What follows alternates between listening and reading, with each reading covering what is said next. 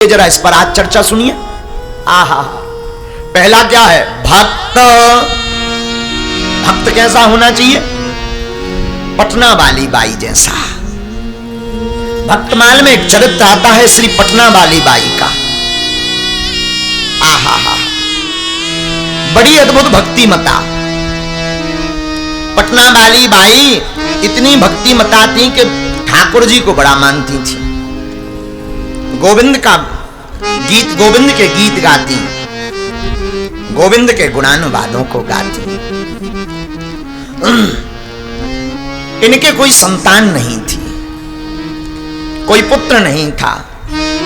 तो मन में इनके बड़ा विस्मय जिंदगी भर बना रहता था कि हे भगवान, हमारे संतान नहीं है, हमारा वंश कैसे चलेगा, हमारा परिवार कैसे चलेगा। ये दिन ना रात यही सोचती रहती थी। एक बार कुछ महात्मा इनके घर पर आए और घर पर महात्मा आए तो घर पर संतों ने आकर के पटना बाई वाली बाई को सुंदर भगवान के वृतांत को सुनाया। जिस भक्ति मता की हम आपको कथा सुना रहे हैं, ये पटना में विराजती थी। ठाकुर जी के सुंदर वृत्तांत को ऐसे भावपूर्वक संतों ने सुनाया। देखो भैया, भक्तमाल की कथा जीवन में नास्तिक को भी आस्तिक बना देती है। संतों की कथा, संतों का जीवन चरित्र, संतों की रहनी, संतों के विचार, संतों की वाणी, संतों के उपदेश, संतों का सहन, संतों की साधुता, संतों का संतत्व, संतों की जीवन गाथा, संतों की वाणी, संतों की आज्ञा, संतों का संग जीवन में बिगड़े व्यक्ति का भी जीवन संभाल देता है। हाँ, जिसने साधु संगत नहीं करी उसका जीवन दो कौड़ी का है भैया, दो कौड़ी का। भगवान की भक्ति को प्राप्त करना है तो भक्तमाल के पावन चरित्र को सुनो। संतों का संग मिला पटना वाली बाई को। इनके कोई संतान नहीं थी तो संतों से निवेदन किया, महाराज हमारे कोई संतान नहीं है, हम क्या करें? तो संतों ने उपदेश दिया कि ये बाल मुकुंद जी रख लो और यही तुम्हारे आज से छोरा है, तुम्हारे पुत्र हैं, तुम्हारे आज से बालक कोई और नहीं, साक्षात श्री ठाकुर जी रहेंगे। अब तो बड़े प्रसन्न भय, बड़ी प्रसन्न हुई पटना वाली बाई। अब तो बाल मुकुंद जी को लेकर के घूमने लगी, फिरने लगी। देखो भैया, भोपाल के पागलों, हम एक करोड़ों की बात आपको बता दें। जो संबंध की कमी आपके जीवन में होवे, वो कमी संसार के किसी व्यक्ति से मत पूर्ण करना। उस संबंध का नाता अपने गोविंद से जोड़ लेना, वो कभी नहीं तोड़ेंगे। हाँ, जग छूटे तो छूटन दो, पर राघव हमारे ना छूटे। जग रूठे तो रूठन दो, पर राघव हमारे ना रूठे। भैया, संसार कितना भी छूट जाए पर भगवान का भजन ना छूटे, ये गांठ बांध लो। बाल मुकुंद जी को अपना बेटा मान लिया। अब तो जो बालक की सेवा माताएं करती हैं वही पटना वाली भाई अपने ठाकुर जी की सेवा करने, रोज बढ़िया नहलावे, काजल का टीका लगा दे में कहीं नजर ना लग जाए, बढ़िया मीठो मीठो दूध पवावे, बढ़िया दिव्य श्रृंगार करवे, डिठोला ऊपर से मारे। अरे लाला, तू इतनो सुंदर दिखवे तो काऊ की नजर ना है बैठ जाए। बढ़िया बड़ो बड़ो डिठोला लगाए देवे, सुंदर सी गले में माला पहना देवे ठाकुर जी को। रोज ने कभी झंगुलिया पहनावे, कभी सुंदर से वस्त्र पहनावे, कभी ओढ़नी की सिलाई करके सुंदर सो कपड़ा उड़ा दे। भैया, बाल मुकुंद जी के कहीं जाना हो तो विग्रह ले जाएं। एक बार धोखे से गाड़ी की यात्रा पर बैठी तो अपनी तो टिकट कटवाई। ये कथा हम आपको त्रेता युग की नहीं बता रहे, कोई सतयुग की नहीं, कलयुग की कथा बता रहे हैं। और कलयुग में साक्षात दर्शन मिले ने पटना वाली बाई को।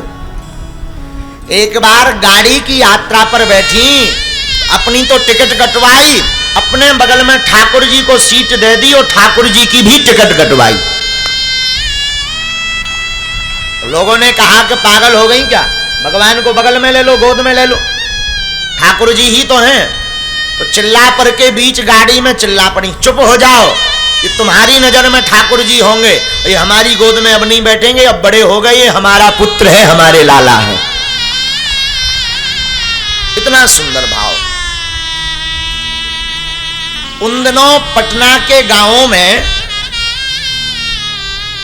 बिगवा नाम का एक प्रेत आतंक फैला रहा था, जिसका नाम था बिगवा। अब वो पिशाच श्रेणी का था। वो प्रेत इतना विचित्र था कि छोटे छोटे बालकों को उठा करके ले जाता था।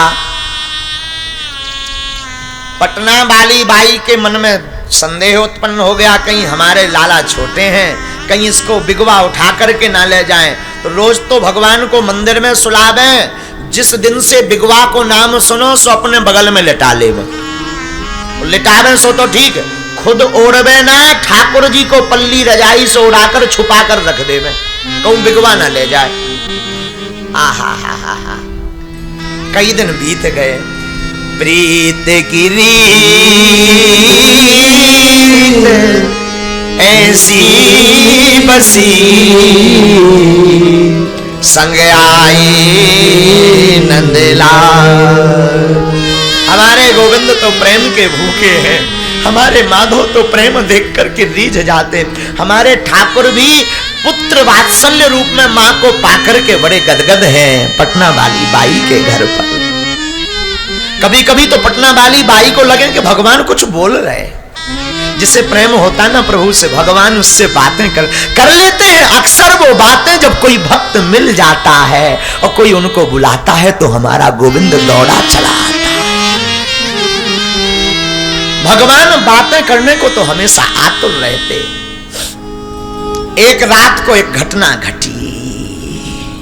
क्या? रात के पूरे गांव में हल्ला हो गया, बिगवा आ गया, बिगवा आ गया, बिगवा आ गया। हल्ला हो गया, बच्चों को ले गया, बच्चों को ले गया। रोने धोने की आवाज सुनी तो रात को नींद टूट गई।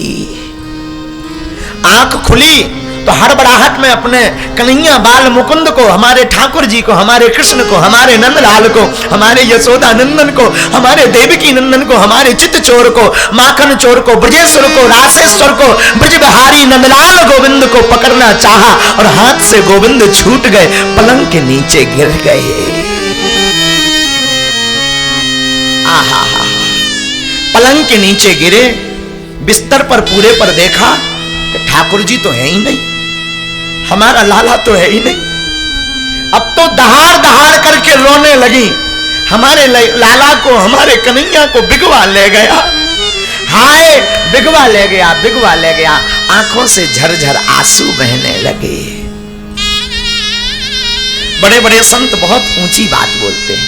भक्तों, संत कहते हैं न जाने कौन से गुण पर दया निधि रीझ जाते हैं। न जाने कौन से गुण पर दया निधि रीझ जाते हैं।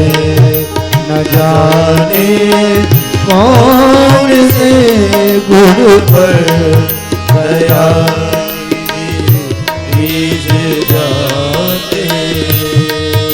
यही सब ग्रंथ कहते हैं, यही सब वेद गाते हैं।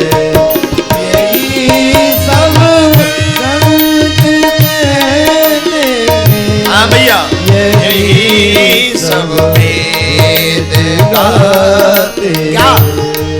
न जाने कौन से गुण पर दया निधि रीझ जाते। न जाने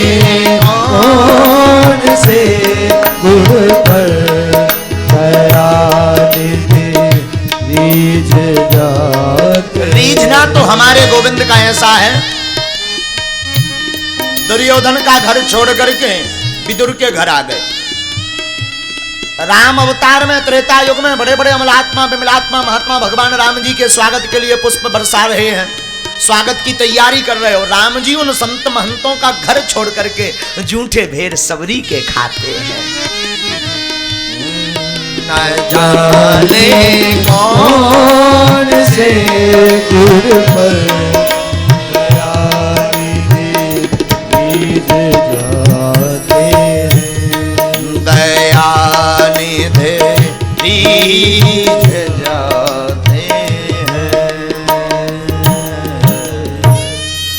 भगवान किस गुण पर रीझ जाए कोई ठिकाना नहीं। भैया पटना वाली बाई चिल्लाने लगी, हे माधव, हे गोविंद, हे हमारे ठाकुर, हे कन्हैया। और जैसी चिल्लाने लगी, रोने लगी, तो भगवान से भी रहा नहीं गया। भगवान अपनी मुरली लेकर के प्रकट हो गए। अरे मैया, तुम्हारे लाला को कोई नहीं ले गया, हमें भला कोई ले जा सकता? विगवा की क्या क्षमता है कि हमें ले जाए? बताओ क्या चाहिए? और जरा शब्द सुनना, भगवान किस भाव पर रीझ गए। पटना वाली बाई बोली, सरकार हमें कुछ नहीं चाहिए, हमें तो अपने वही बाल मुकुंद चाहिए जो लाला बन करके हमेशा हमारे साथ रहते हैं। भगवान भी आज रो पड़े। भगवान भी धन्य हो मैया, धन्य हो मैया कहने लगे।